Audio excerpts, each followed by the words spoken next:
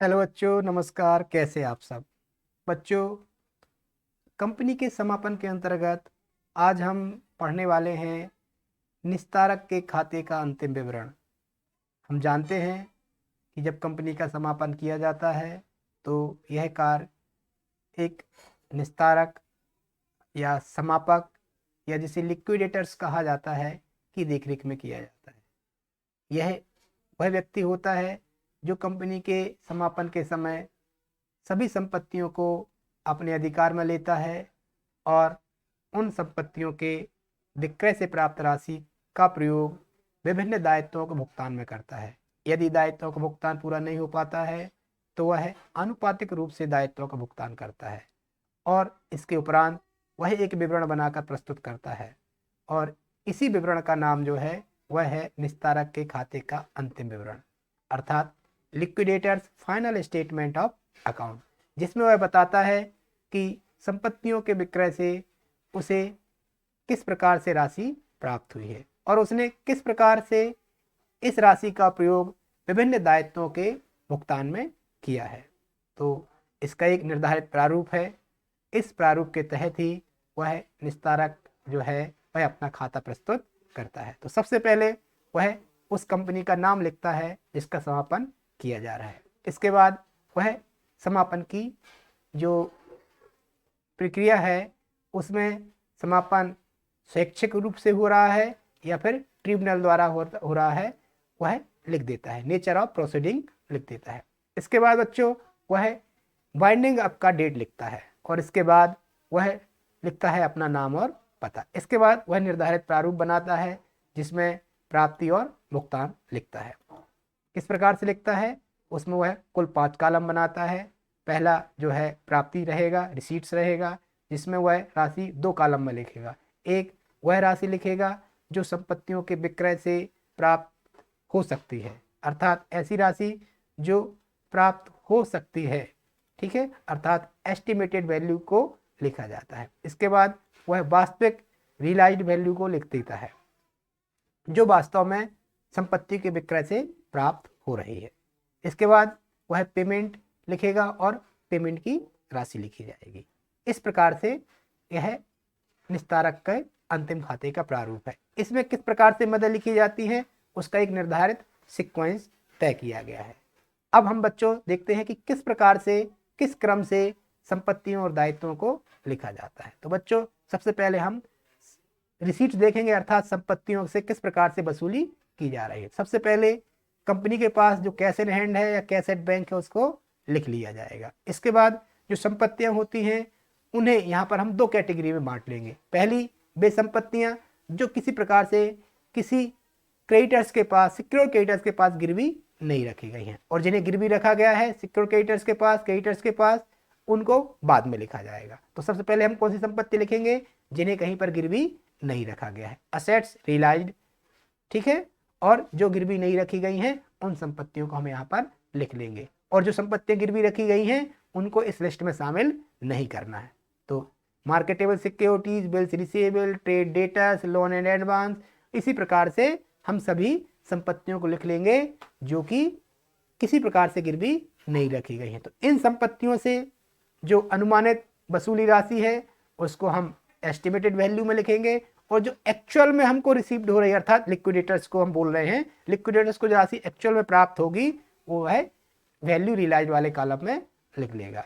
इसके बाद जो संपत्तियां किसी सिक्योर क्रेडिटर्स के पास गिरवी रखी गई हैं वहां पर क्या स्थिति बनती है कि संपत्तियों को बेचने के बाद यदि कोई राशि बच जाती है, यदि संपत्तियों को बेचकर जो राशि प्राप्त हुई है उस राशि से सिक्योर्ड क्रेडिटर्स को पेमेंट करने के बाद अगर कोई राशि बच जाती है तो उस राशि को यहां पर लिखना है और यदि राशि कम पड़ जाती है भुगतान के लिए तो जो भी सिक्योर क्रेडिटर्स हैं, जो राशि उनकी बच गई है वो क्या कहलाएंगे? अनसिक्योर्ड क्रेडिटर्स कहलाएंगे। तो जो भी सरप्लस होगा तो रिसीट वाले कॉलम में लिखा जाएगा, ठीक है। और यदि राशि का पूरा भुगतान नहीं हो पाया है तो अनसिक्योर्ड क्रेडिटर्स होगा और जिसे बाद में यदि राशि बच जाती है तो पेमेंट किया जाएगा। तो इसके बाद हम क्या लिखेंगे? सरप्लस लिखेंगे। तो यहाँ पर मैं इनको अरेंज कर दे रहा हूँ क्योंकि मुझे यहाँ जगह की ज़रूरत है तो अब यहाँ लिखूंगा मैं surplus from fully secured creditors. Surplus from fully secured creditors अर्थात सिक्योर्ड क्रेडिटर्स के पास जो संपत्तियां गिरवी रखी थी उनको बेचने के बाद जो राशि आई थी उससे सिक्योर्ड क्रेडिटर्स को पेमेंट करने के बाद यदि कोई राशि अधिक बचता है तो उस अधिक को यहाँ पर हम लिख लेंगे।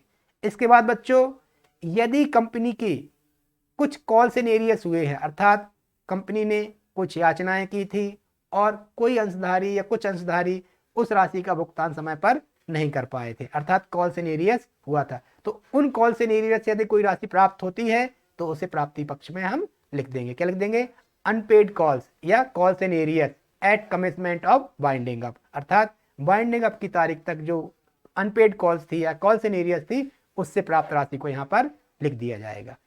अब बच्चों यदि कुछ याचनाएं अयाचित हैं और यदि लिक्विडेटर इन अयाचित याचनाओं की याचना करता है और कंट्रीब्यूटरी से कोई राशि प्राप्त होती है तो उसे एंड में यहाँ पर रिसीट्स वाले कॉलम में लिख दिया जाएगा amount received from calls on contributories made in the winding up अर्थात कंपनी के समापन पर जो कॉल्स हैं उनसे जो कौन सी राशि प्राप्त हो रही उनसे जो राशि प्राप्त हो रही उसको यहाँ पर लिखा जाएगा।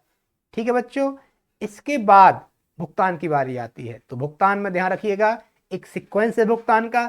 सबसे पहले भुगतान किया जाएगा जो भी समापन के व्यय हैं, ठीक है, उनको लिखा जाएगा। Insolvency resolution process cost and liquidation cost को लिखा जाएगा अर्थात इंसॉल्वेंसी जो अगर कंपनी का समापन हो रहा है और इंसॉल्वेंसी हो रही है तो उसके रेजुलेशन का जो प्रोसेस कास्ट होता है और लिक्विडेशन का कास्ट होता है, इसमें इंक्लूडिंग क्या रहेगा?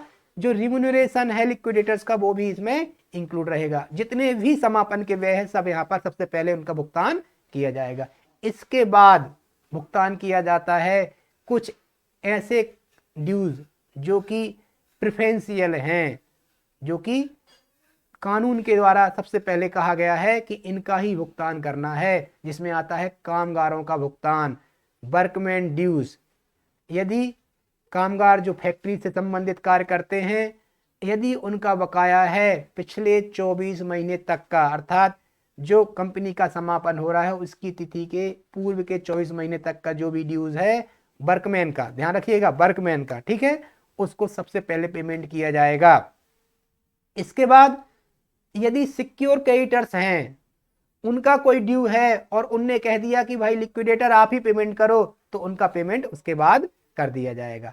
और जो भी एम्प्लॉइज हैं उनका अगर कोई ड्यू है, ठीक है, वेजेस है या अनपेड ड्यूज है, ठीक है, उसको लिखा जाएगा एम्प्लॉइज का, ठीक है, पहले वर्कमैन ड्यूज, फिर सिक्योर क्रेडिटर्स, फिर wages and unpaid dues of employees. एक प्रकार से ये क्या है? प्रेफरेंशियल क्रेडिटर्स हैं, लेकिन इन्हें प्रेफरेंशियल में भी प्रेफरेंस प्राप्त है। ध्यान दीजिएगा, ये जो वर्कमैन ड्यूज है और जो wages and unpaid dues of employees है, ये जो अमाउंट है ये कानून के द्वारा इनको दिए गए हैं कि इनको सबसे पहले पेमेंट करिए आप। कंपनी के समापन पर लिक्विडेटर्स को कहा जाता है कि भैया सबसे पहले इनको पेमेंट करना है, इसके बाद बच जाए तो बाकी बाद में। अब बच्चों जो डिबेंचर होल्डर हैं जिनके पास फ्लोटिंग चार्ज है उनका पेमेंट कर दिया जाएगा, ठीक है, हैविंग फ्लोटिंग चार्ज, ठीक है। इसके बाद अनसिक्योर क्रेडिटर्स का पेमेंट किया जाएगा। अनसिक्योर क्रेडिटर्स में क्या आते हैं? प्रेफरेंशियल क्रेडिटर्स और अनसिक्योर क्रेडिटर्स। इसको भी दो भागों में बांटा गया है। प्रेफरेंशियल का मतलब कि जितने भी अनसिक्योर क्रेडिटर्स हैं इनमें सबसे पहले इनका पेमेंट किया जाएगा, अगर पैसा बचेगा तो फिर अनसिक्योर क्रेडिटर्स का पेमेंट किया जाएगा, ठीक है। तो यहाँ पर जो वर्कमैन ड्यूज है और वेजेस एंड अनपेड ड्यूज है ये प्रेफरेंशियल के भी प्रेफरेंशियल थे, इसीलिए उनको ऊपर लिख दिया गया है। अब इनको पेमेंट करने के बाद यदि कुछ पैसा बच जाता है तो प्रेफरेंस शेयर होल्डर को पैसा दिया जाएगा। और इसके बाद प्रेफरेंस शेयर होल्डर के पेमेंट के बाद यदि कुछ पैसा बचता है तो इक्विटी शेयर होल्डर को पैसा दिया जाएगा, और नहीं बचेगा तो नहीं दिया जाएगा।